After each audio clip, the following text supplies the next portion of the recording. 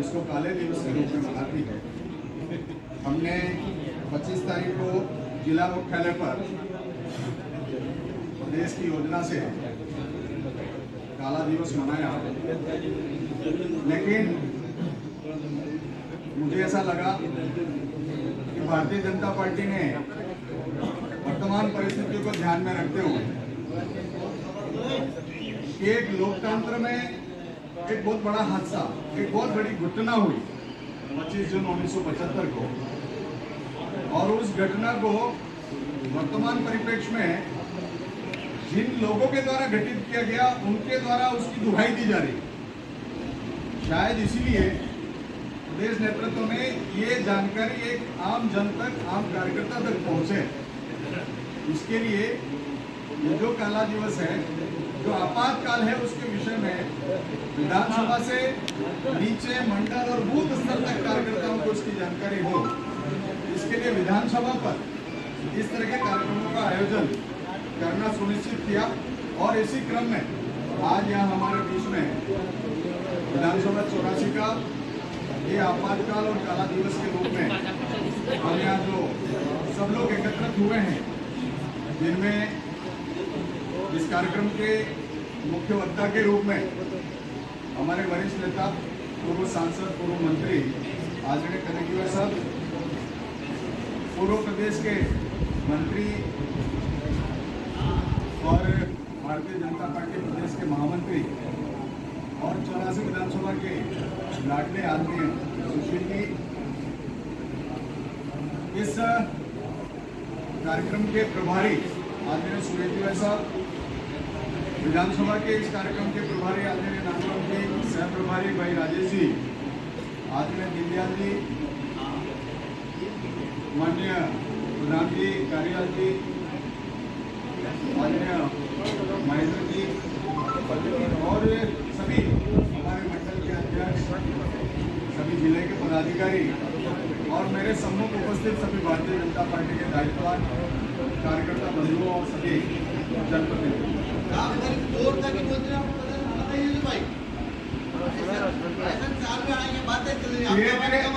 धीरे धीरे वॉल्यूम मुख्यमंत्री जी ने और प्रदेश की और राष्ट्रीय स्तर की अपनी योजना है कि जिस तरीके से ये आज हम बारिश के लिए तरस रहे हैं, प्रकृति जिस तरह से कुपित हो रही है, उस प्रकृति को हरा भरा करने के लिए एक पेड़ मां के नाम, और भारतीय जनता पार्टी प्रदेश नेतृत्व ने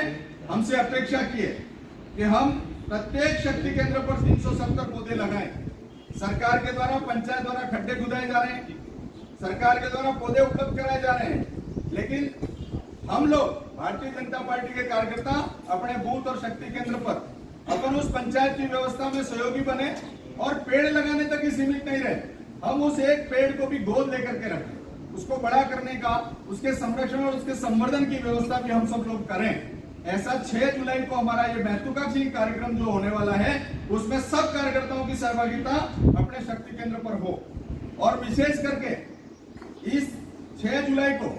भारतीय जनता पार्टी ने विधानसभा 84 के लिए प्रत्येक शक्ति केंद्र पर एक प्रमुख कार्यकर्ता को भेजने की व्यवस्था करी है। वहां जैसे एक शक्ति केंद्र पर माननीय कनकजीवा साहब भी रहेंगे, माननीय सुशील जी भी रहेंगे, माननीय प्रधान जी भी रहेंगे, महेंद्र जी भी रहेंगे, ऐसे वरिष्ठ कार्यकर्ता उस शक्ति केंद्र पर आएंगे और इस कार्यक्रम को अपन अच्छी तरीके से संपन्न करना है। आने वाले 11 तारीख से पहले लोकसभा में क्या परिणाम क्या नहीं रहा, लेकिन भारतीय जनता पार्टी की एक सैद्धांतिक व्यवस्था है। भारतीय जनता पार्टी अन्य पार्टियों से इसलिए भी भिन्न है कि हम भले लोकसभा में चुनाव हारे,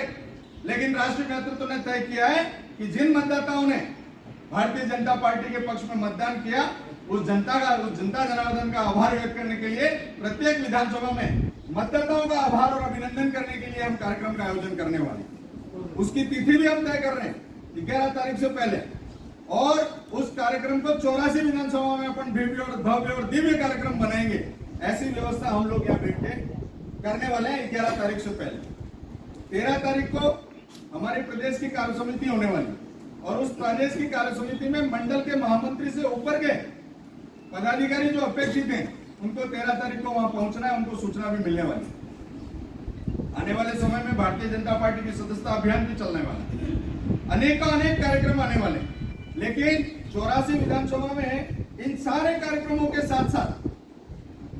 जो आने वाला चुनाव है, उपचुनाव है, वो बहुत महत्वपूर्ण है। और इसीलिए हम सब कार्यकर्ता एक मुखी होकर के मन बना करके कि हमने जो गलतियां की है, हमसे जो त्रुटियां हुई हैं, आपने कहा कि हम मंच के लोगों से या प्रथम पंक्ति के लोगों के बीच में भी हमारी कोई कमियां हैं, हम सब लोग मिलकर के उसका समन्वय स्थापित करके वो गलतियां वापस हम पुनरावृत्ति नहीं करें उसकी, जिससे 84 का दंश हमको झेलना पड़े। और डबल इंजन की जो सरकार है उसका जो फायदा हमको मिलने वाला है, ऐसा नहीं हो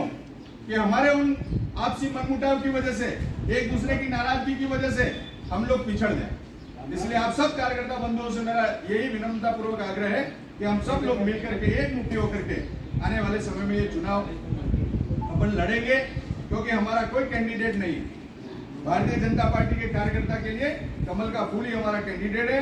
जो भी कमल का फूल लेकर के आएगा, हम उसके साथ कंधे से कंधा मिला करके 84 से हम विजय श्री दिला करके